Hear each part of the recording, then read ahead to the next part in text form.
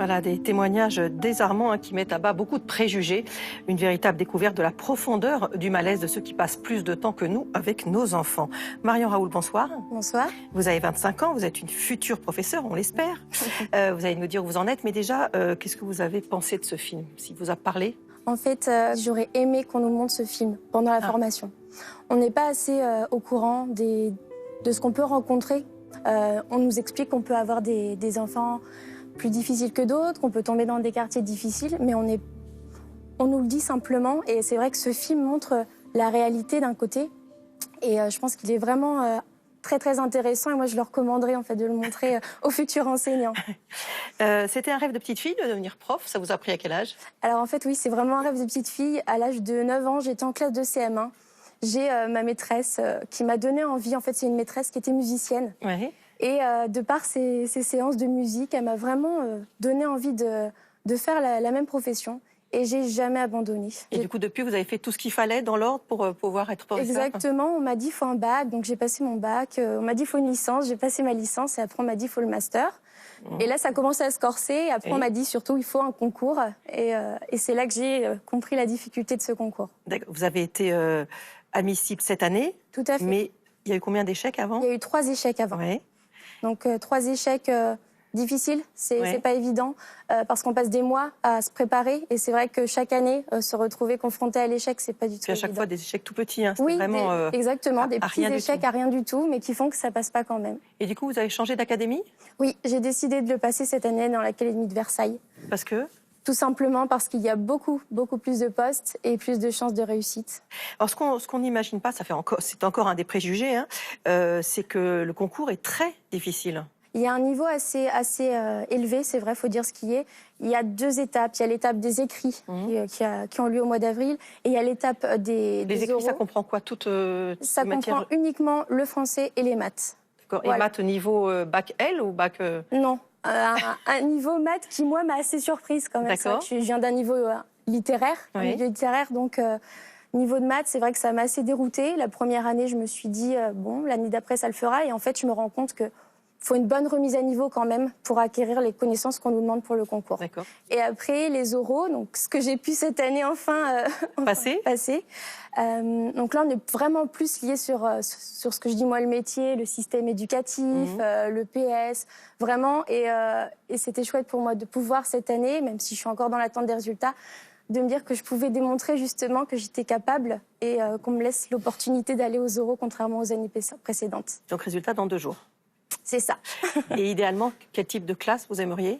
Alors moi, je me suis toujours prédestinée aux plus grands, donc des CM1, des CM2. Après, forcément, si à la rentrée, on m'annonce que j'ai une classe de maternelle, je serai la plus heureuse quand même. D'accord. Jennifer Vier, bonsoir. Bonsoir. Vous enseignez, vous, depuis près de 10 ans. Déjà, à l'époque, c'est difficile, ce concours des écoles? Moi, je me reconnais complètement. J'ai mis plusieurs années à avoir mon concours. J'ai fini par le passer dans l'Académie de Créteil. Pour la même raison aussi parce Pour les mêmes raisons, ouais. Et donc, j'ai démarré tout de suite dans le Grand Bain en REP+, très formateur. Et je sais que voilà, je me reconnais tout à fait dans ce que tu peux dire. Et c'était déjà difficile à l'époque. Je crois que ça l'est encore plus aujourd'hui. Et c'était aussi une vocation chez vous, l'enseignement? Ouais. J'ai toujours voulu faire ça. Je ne me voyais pas faire autre chose. À cause, par exemple, d'une maîtresse, de quoi vous vous souvenez? J'ai des images, des souvenirs de moi, ma scolarité. Et puis, j'ai eu une envie aussi. J'ai pas forcément été toujours très bonne élève. Et je crois que j'ai eu envie de passer dans les coulisses pour essayer de motiver tous ceux qui pouvaient avoir mon profil à l'époque. Et donc, ça a été une vraie vocation. Donc, vous avez commencé dans le 93. Classe difficile? Classe milieu difficile, c'est-à-dire milieu défavorisé, REP+, Bobigny. Après, on a beaucoup d'aides. Que ce soit financière ou au niveau des humaines, on est aussi beaucoup plus proche, moi j'ai trouvé, de notre hiérarchie, parce qu'effectivement c'est des milieux compliqués et qu'on est souvent généralement des débutants. C'est ça. Voilà, c'est-à-dire qu'on nous envoie un petit peu dans l'arène. C'est plutôt étonnant. Ça, on débute, on fait nos armes là-bas et finalement, si ça peut faire peur à certains, moi je suis très contente de ma formation parce qu'aujourd'hui ça m'a donné un bagage que je peux réutiliser partout, je pense. Aujourd'hui, vous êtes dans une école de campagne avec combien d'élèves? 29 élèves. À quel niveau vous êtes? CE2. CE2, d'accord. Et je suis dans une école avec intégration ULIS. Donc c'est une classe inclusion pour tous les élèves en situation de handicap. Et il y a combien d'élèves? J'en ai 3 qui sont accueillis dans ma classe tous les jours, quoi. Pour un professeur comme vous, qui a quand même déjà 10 ans d'ancienneté, travailler dans des classes avec milieux difficiles ou avec des enfants en inclusion, c'est encore plus de combat, c'est encore plus intéressant? Alors c'est différent parce que cette année je suis vraiment pas dans un milieu difficile ou compliqué mais il y a d'autres difficultés. Par exemple un effectif de 30 élèves, c'est très difficile à gérer avec l'expérience ou pas. Des élèves en situation de handicap, on n'est pas préparé à ça, on n'a aucune formation, on n'a pas vraiment d'aide humaine non plus. On va y revenir, oui, effectivement. C'est compliqué. Et puis et à l'inverse, quand j'étais en situation RE+, on avait moins d'élèves, mais avec un bagage une histoire très compliquée pour chacun d'entre eux. Justement, vous comprenez qu'on mette des enseignants tout début de parcours dans ces classes, parce que c'est quand même, ça peut décourager. Alors je le comprends, non. Maintenant j'ai compris le système, c'est-à-dire que nous on a un système de mutation, il faut des points, un peu comme un jeu de société. Et quand on débute, on n'a pas de points, donc on va forcément dans les endroits où on peut pas, dont personne ne veut. Et le système est mal fait, quoi. Effectivement. Mais en même temps, quand on a 20 ans d'ancienneté, est-ce qu'on a envie aussi de s'user la santé alors qu'on a fait ses preuves et qu'on peut peut-être mériter Un plus calme. Ouais, un temps plus calme. Aymeric Patrico, bonsoir. Bonsoir. Vous avez publié en mars dernier ce livre « Les bons profs ». C'est aux éditions Plein Jour, donc vous êtes enseignant. Vous, ce n'était pas vraiment une vocation. C'est vrai que quand j'avais 20 ans, j'avais une image du métier assez triste. Je Pourquoi? trouvais que les profs étaient piégés au collège, au lycée. Ils devenaient pas vraiment des adultes, finalement, puisqu'ils s'adressaient toute leur vie à des enfants. Oui. Et puis comme j'étais bon aussi en maths, en gros, mes amis me disaient ce serait dommage de ne pas profiter aussi de ton talent pour les maths. Donc le côté prof de français me semblait un peu limité. Bon. Oui. Et j'ai fini par j'ai fait HEC finalement en pensant que l'entreprise m'initierait au monde moderne. Et j'ai déchanté. Oui. Et c'est vraiment l'appel de la littérature, enfin l'amour de la littérature qui m'a fait choisir le métier. Donc je suis venu au métier non pas par l'amour de l'enseignement lui-même, mais vraiment l'amour de la matière. L'envie de transmettre la littérature. En tout cas, oui, c'était ça. En tout cas, l'envie de rester en contact avec la littérature. Et quand vous avez eu votre premier cours, vous vous êtes dit, ça y est, c'est ça ma vocation? C'est vrai que je me souviens très bien de cette minute précise où j'ai poussé pour la première fois la porte et je ne savais pas si, au bout d'une heure, j'aimerais le métier. Non. Et je l'ai aimé au bout d'une heure. Vous êtes rentré en vous disant, je ne sais pas. Je ne sais pas. J'aime la littérature. Est-ce que j'aime l'enseignement? Je ne sais pas. Et au bout d'une heure, je me suis dit, ah oui, j'aime ça. Parce Pourquoi? que ça s'était bien passé. Ouais. J'ai aimé le contact avec les ados. Je trouvais qu'il y avait une vie, une joie de vivre. Et puis, tout de suite, j'ai eu le sentiment de trouver une parole qui passait. Bon, à tort ou à raison, je ne sais pas. Mais en tout cas, au bout d'une heure, je me suis dit que le métier me plaisait. J'ai déchanté par la suite. Ça, on va y venir, vous inquiétez pas, bien sûr. Anne Barrère, bonsoir. Bonsoir. Vous êtes sociologue de l'éducation, vous enseignez à Paris Descartes et vous avez publié chez Armand Collin ce livre « Les malaises enseignants ».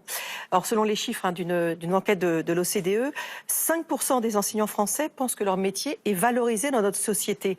C'est une véritable crise existentielle. Est-ce qu'elle est très récente, cette crise? Alors, oui, c'est un chiffre impressionnant. Le mot malaise, en tout cas, est pas du tout récent, puisque un rapport, là, on a retrouvé trace au début du XXe siècle où on parlait déjà de malaise enseignant. D'accord. Alors, sans doute pas le même, et évidemment pas dans les mêmes circonstances. C'est la raison pour laquelle vous faisiez allusion à une partie du malaise qui est le sentiment de ne pas être reconnu ou d'être insuffisamment valorisé dans la société pour un travail qui est très complexe, on va le voir, dont une partie est invisible aux yeux. Oui, c'est ça, parce qu'il y a vraiment des préjugés, notamment là, effectivement, sur le nombre d'heures de travail. Ouais. À l'extérieur, les gens pensent tous qu'en dehors des 25 heures de travail, vous ne faites rien. Oui. Vraiment, c'est une méconnaissance totale. Oui. Alors, cependant, bon, il y a plusieurs malaises, je trouve, et je trouve que le reportage en montrait bien certains. Il y a aussi un grand paradoxe, parce que quand on fait des sondages d'opinion basiques dans la société tout venant, on se rend compte que les Français aiment plutôt les profs, qui trouvent qu'ils ont un métier très difficile, surtout depuis peut-être aussi la médiatisation des faits de violence scolaire.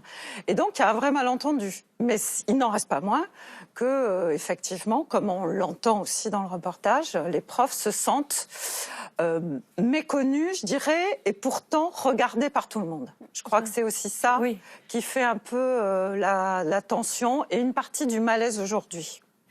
On va regarder un extrait du documentaire et retrouver David dans sa classe de maternelle, c'est à Herblay, dans le Val d'Oise. Regardez. Alors maintenant, tu vas essayer de faire le ta, T-A. Vas-y. Très bien, c'est bien. Alors, tu vois, Anderson, je veux plus que tu pleures quand je te demande de faire l'écriture. D'accord, Loulou? Si je te donne de l'écriture, c'est que je sais que tu es capable. Si j'avais pensé une seconde que c'était trop difficile pour toi, c'est pas ce travail-là que je t'aurais donné. Je t'en aurais donné un autre. Moi, je savais que tu allais y arriver. D'accord, Loulou? Je pense que c'est une revanche que je prends sur l'école, parce qu'il y a des moments de mon enfant, enfin de la période pendant laquelle j'étais élève, il y a des moments où j'ai mal vécu. Ça, c'est le L-A et F. Très bien. Alors, tu t'es juste trompé avec le K et le B.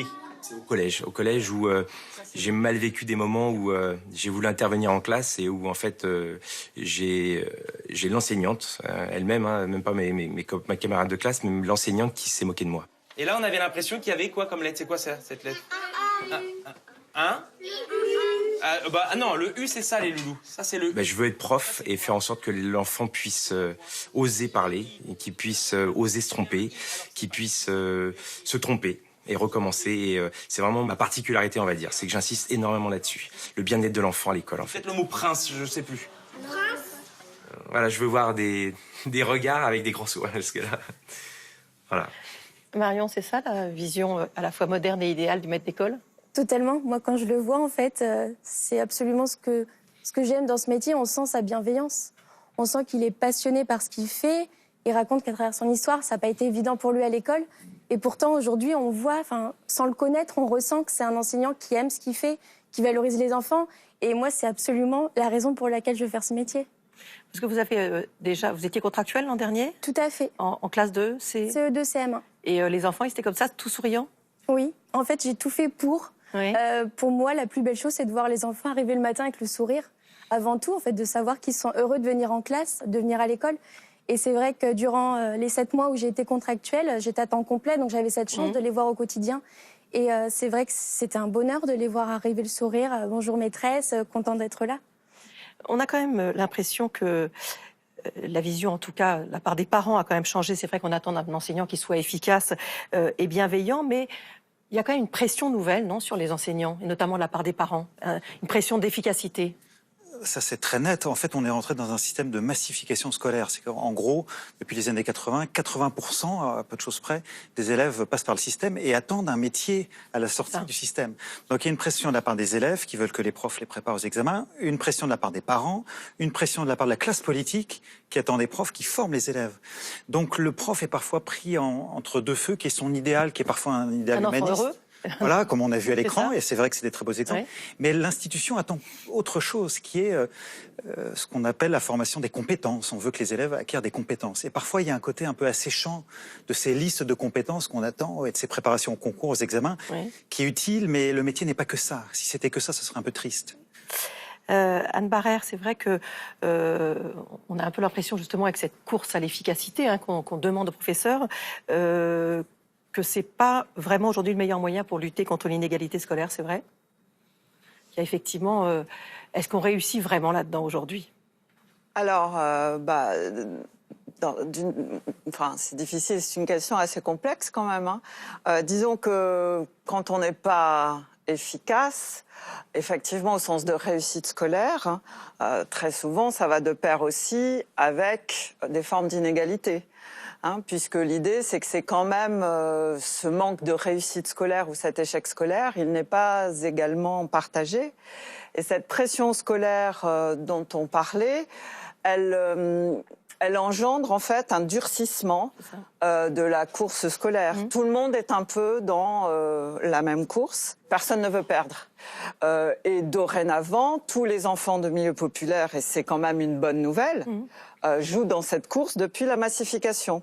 Alors, ce qui est une moins bonne nouvelle, comme vous l'avez dit, c'est que les profs se sentent otages de pression des parents qui s'angoissent, qui fait que, au fond, on a l'impression que tout ce qui est formation de l'individu, tout ce qui est trajectoire se résume à de la réussite scolaire. On voit cet extrait très joli où il veut lui montrer qu'il va réussir, mais quand un enfant pense qu'il ne peut pas réussir, évidemment, c'est là où les problèmes vont commencer aussi pour le prof. On sait très bien que certains enfants, et des recherches le montrent, que certains enfants n'aiment plus l'école parce qu'ils se sentent déjà condamnés par elle à ne pas réussir.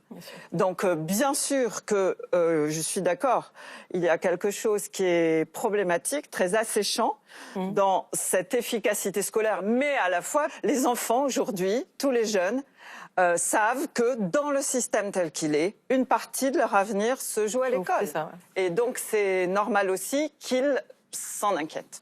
Oui, Geneviève. Non, je voulais juste rebondir aussi parce que les parents ont cette pression, mais elle est aussi portée par l'éducation nationale. Enfin, dès qu'un enfant rentre en CP, dans les 2 premières semaines, on va lui imposer une évaluation sur des choses qu'il n'aura vues ou pas d'ailleurs. Et puis c'est très standardisé, c'est-à-dire qu'on a un chronomètre. Enfin, c'est très violent pour un enfant de CP. Ce sera renouvelé plus tard dans l'année, puis en CE1. Ce qui veut dire que dès l'élémentaire, dès les plus jeunes années d'enseignement d'un enfant, on le met déjà dans ce bain de l'évaluation. Et un moule en même temps, parce que c'est très normatif. C'est ça. Et puis, alors que c'est pas formateur, une évaluation, là, comme elle est présentée, elle n'a rien de formatrice. Mais on nous oblige à le faire, on n'a pas d'autre choix que de le faire passer.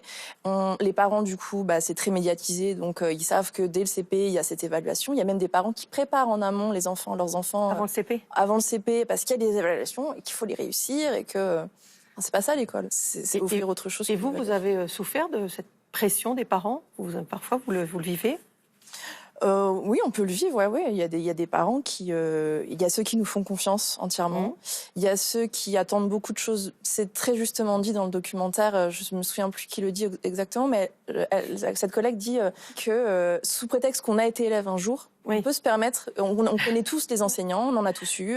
Sous prétexte qu'on a été élève un jour, on sait ce qu'est votre métier et on peut se permettre de donner des conseils. Enfin voilà, moi quand je vais chez mon médecin, je lui apprends pas son métier. Et quand vous étiez en REP, vous avez l'impression d'avoir moins de pression de la part des parents qui vous faisaient plus confiance ou pas?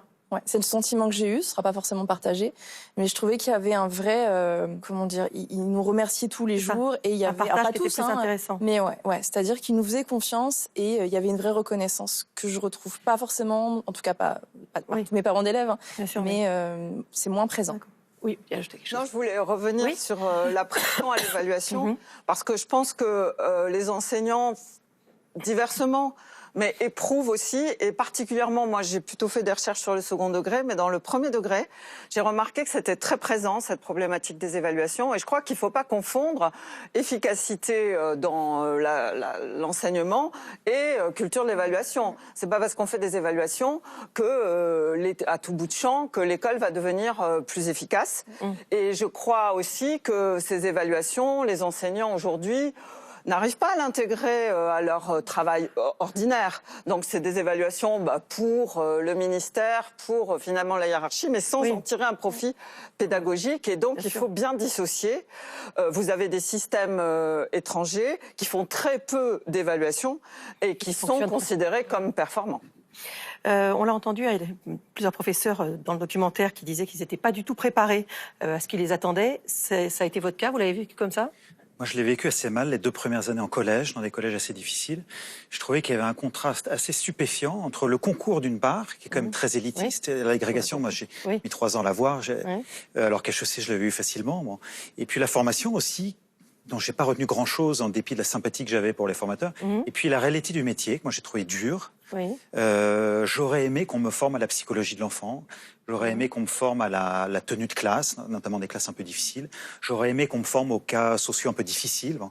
Et on est souvent démunis. On commet, je pense, des erreurs dans les premières années parce que personne nous a expliqué pourquoi.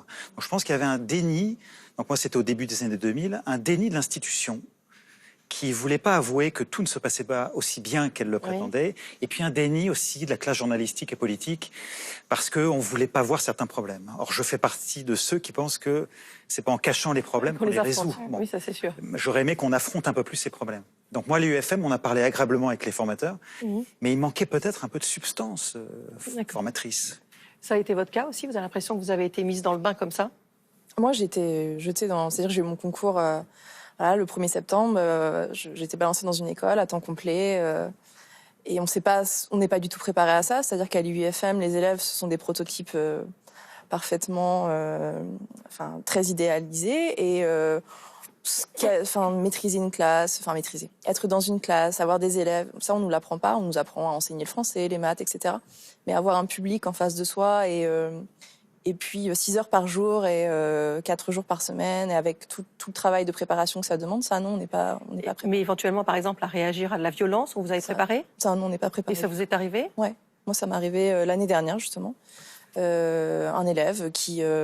alors, ça s'est très bien fini, mais c'est un élève qui était, je pense, limite en phobie scolaire, parce que les parents aussi, j'ai compris après que les parents avaient un rejet de l'école de par leur propre scolarité, mais c'est un élève qui, l'année dernière, a pris une chaise et me l'a balancé au visage, quoi. Par colère, par... Et vous avez fait quoi? J'ai fait quoi? Dans un premier temps, j'ai été très choquée. Je me suis reconnue aussi dans la compagne de l'enseignant qui dit qu'effectivement, finalement, on attaque, on pense que c'est l'enseignant qui a attaqué, mais quand on rentre chez soi, on fait le bilan et c'est soi-même qui... Donc oui, on est choqués et puis après, on alerte. On n'a pas vraiment de retour de la hiérarchie, donc après, on fait avec son équipe, parce que l'équipe, c'est, je pense, tomber dans une bonne équipe, c'est ce qui est hyper important dans une école. Et puis surtout, le dialogue avec les parents, il faut le renouer, parce qu'il a été cassé à un moment pour qu'on en arrive à cette situation-là. Ça se termine là, moi, en l'occurrence, ça s'était bien terminé, mais ça a été un moment très violent dans ma carrière. Vous n'avez pas été, en tout cas, formé à désamorcer justement quelque chose qui montrait comme ça? Non, ça, on l'apprend, c'est du feeling qu'on apprend au fur et à mesure. Ça vous est déjà aussi arrivé? J'ai plein d'anecdotes à raconter sur des cas de grande tension. J'ai vu des collègues se faire frapper, j'ai séparé des élèves qui se tapaient, j'ai vu des boules de pétanque qui étaient jetées sur les profs. C'est le quotidien, en fait. Et je dis pas ça pour jeter la pierre sur certains établissements. Il y a une misère sociale qui atteint forcément le prof, puisqu'il est en première ligne. Et en fait, il est en première ligne des conflits sociaux et de la misère sociale. Et donc, c'est effectivement étonnant qu'on vous apprenne pas ça pendant la formation. C'est assez triste, mais je pense qu'il y a un... au début des années 2000, il y avait un vrai déni. Je pense qu'aujourd'hui, la parole s'est un peu libérée avec le mouvement Pas de vague, etc. Mais de là, ce qui est une vraie prise de conscience de la part des politiques, pour l'instant, je ne le vois pas vraiment. Il y a des très belles réformes, très, très raffinées, très complexes, mais une vraie prise de conscience de la profondeur du malaise et de la violence de ce qu'on peut voir, je ne crois pas. On en est encore loin. Je pense que la France a un peu de retard par rapport à certains pays. C'est un gros problème, le manque de formation dans le malaise des enseignants? Écoutez, c'est un gros problème, vraiment. Et tous les spécialistes de l'éducation soulignent à quel point, d'un côté, il y a une élévation du niveau de formation, le niveau master pour tous les enseignants. Et de l'autre, cette formation reste à la portion congrue, très hâtive, même pas sur 2 ans, parce que sur les 2 ans de master, une partie est largement consacrée au concours. Donc quelques mois. Alors, pourquoi cette exception française dans une formation des enseignants? Ça reste un peu un mystère, même s'il y a beaucoup de livres d'histoire. Il faut quand même rappeler que dans le second degré, le corps professionnel enseignant lui-même considérait que être calé dans sa discipline, ça suffisait pour enseigner. Et là, longtemps considéré. Et donc, c'est très agréable d'entendre que des enseignants d'une autre génération demandent à être formés en amont. Je vais quand même dire un mot, parce que je suis partie prenante aussi, moi, de ces formations, pour dire qu'il y a des tentatives de faire de l'analyse de pratique. Il y a quand même beaucoup de mes collègues qui cherchent à faire voir des vidéos, prévenir, parler, etc. C'est notoirement insuffisant. Comment dire il y a toujours eu des situations de grande tension dans la classe. Et donc l'erreur un petit peu aussi, c'est de se dire que c'est carrément nouveau. Alors, depuis les années 90, bien sûr que c'est plus à l'agenda, mais ce n'est pas carrément nouveau. Il y a des exemples historiques de chahuts qu'on appellerait, ou de violences scolaires que l'on pourrait citer, et qui sont aussi très, très notables, mais qui n'étaient pas interprétés de la même manière socialement.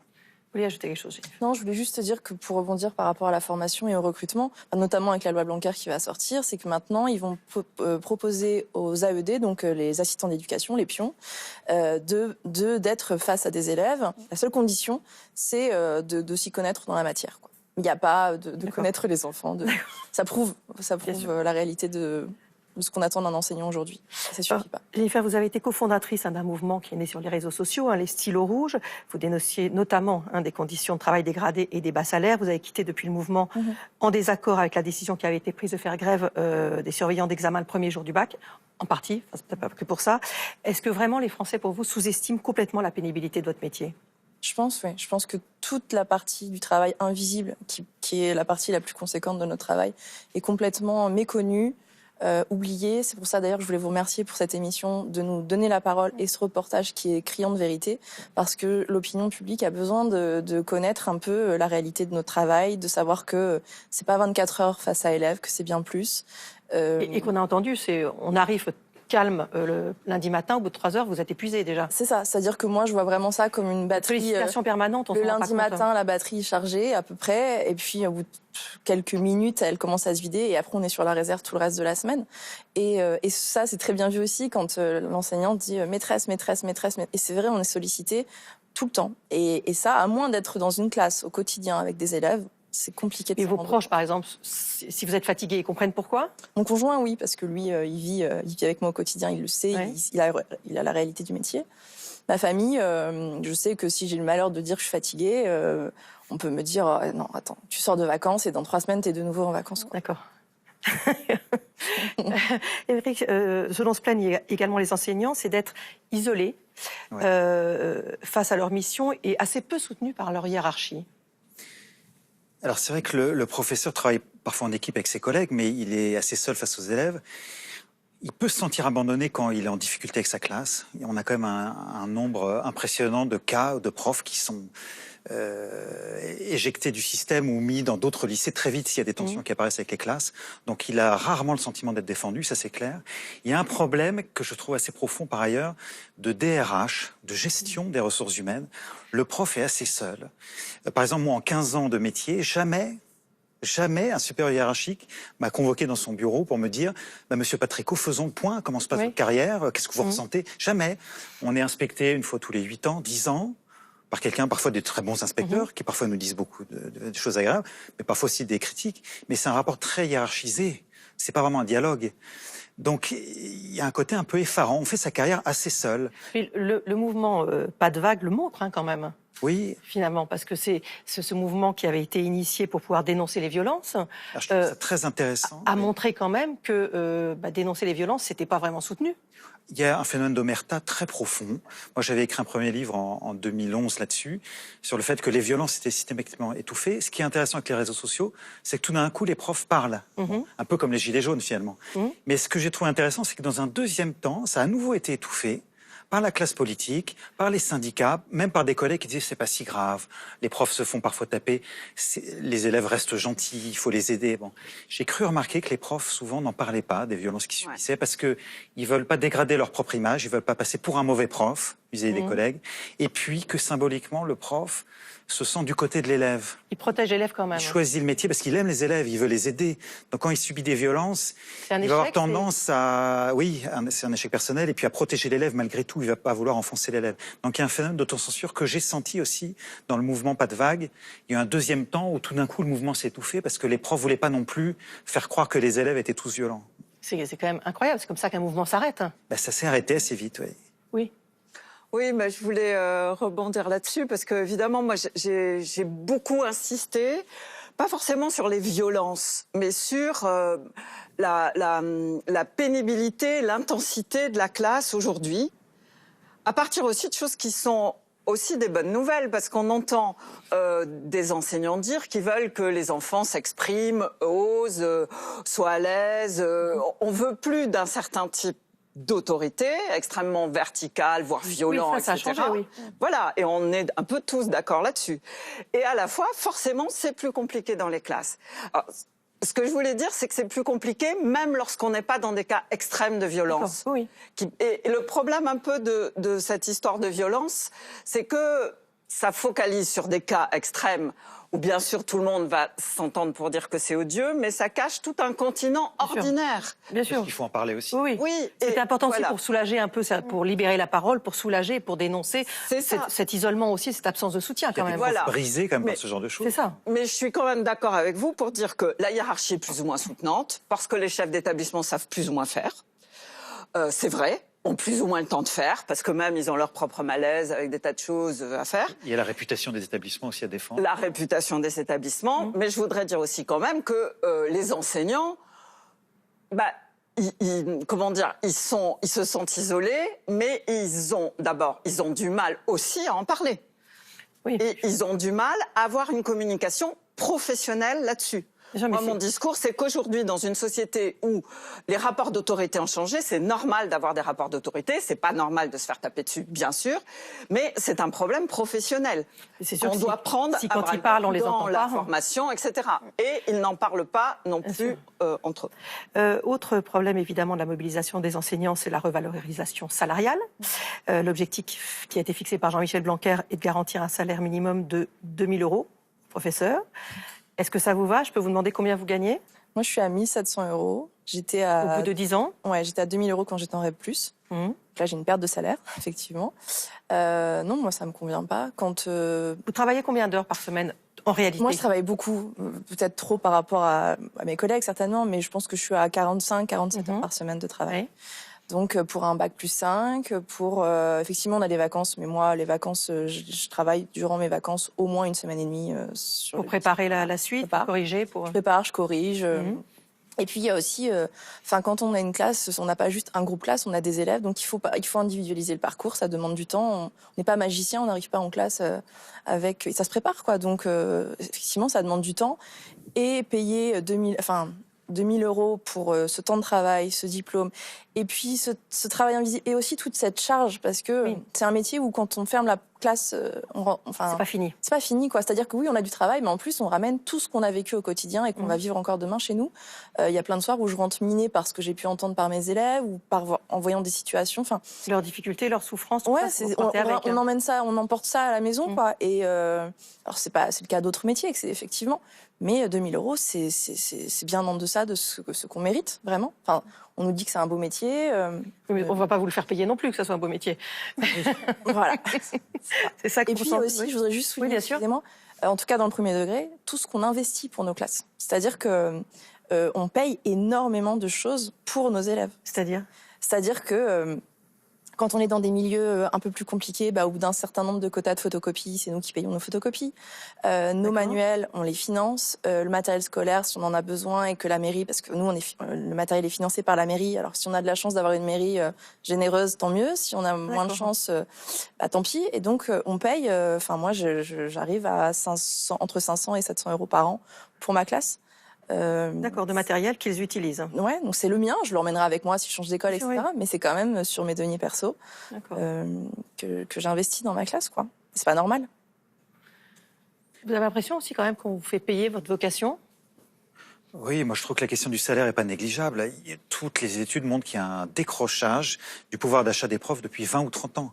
Donc les profs prennent pour une forme de mépris de la classe politique le fait que leurs conditions de salaire se dégradent continuellement. Et je pense que c'est aussi pour ça que la plupart des réformes ont du mal à passer. C'est qu'il y a un court-circuit. On demande aux profs de s'adapter, de changer de métier, de travailler plus, mais les salaires baissent continuellement. En tout cas, ils sont bloqués, le pouvoir d'achat baisse. Donc on ne se sent pas reconnu de ce point de vue-là. Mais c'est spécifique à la France, ces salaires bas des enseignants, ou c'est toute l'Europe est pareil? C'est grave. Hein. Enfin, en tout cas, la France, on est moins bien situé globalement, quoi. Voire nettement moins bien situé, oui.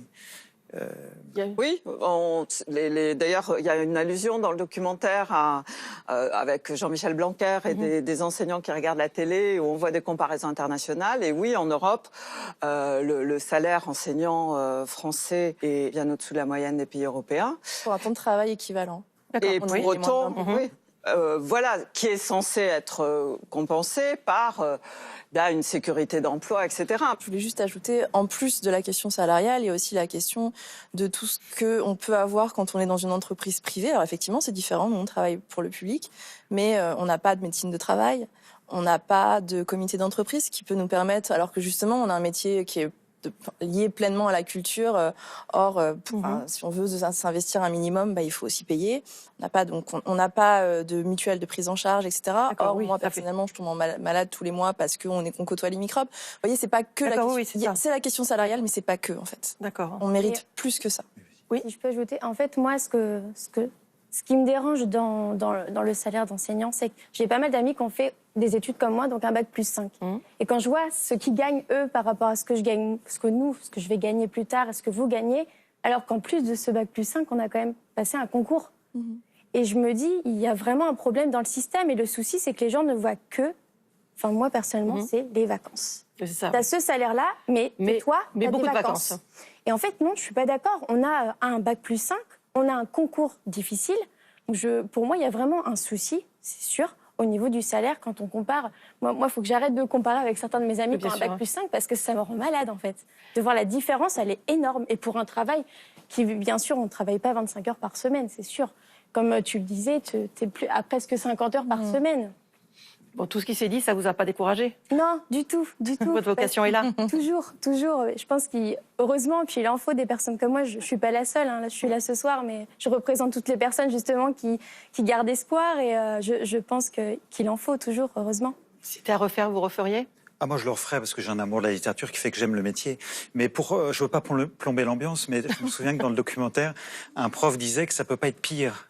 Mais ça peut être pire. Quand on voit le système américain, on voit des profs qui sont obligés de cumuler un travail le soir pour vivre et qui payent eux-mêmes effectivement leur propre manuel et compagnie. Donc ça pourrait être pire. Donc je pense que les profs doivent être vigilants pour pas que ça devienne pire. Bon, je compte sur la classe politique pour réagir un petit peu. Vous regrettez pas non plus? Ah non, je suis amoureuse de mon métier, passionnée. J'aimerais juste qu'on soit enfin reconnu et pour que ça se passe au mieux encore. Merci beaucoup à tous les quatre. Et puis, je ne vais pas être grossière, donc je ne dis pas de grossièreté, mais en tout cas, j'espère que ça va bien se passer dans 2 jours pour vous. Merci beaucoup. Voilà, c'est la fin de l'émission. C'était la dernière pour cette saison avant la trêve estivale. Et je vous retrouverai avec plaisir à la rentrée prochaine pour de nouveaux numéros du Monde en face. D'ici là, vous pouvez voir ou revoir le documentaire Prof en première ligne ainsi que le débat sur le site France TV. Je souhaite une très belle fin de soirée sur France 5 et à très bientôt. Bonsoir.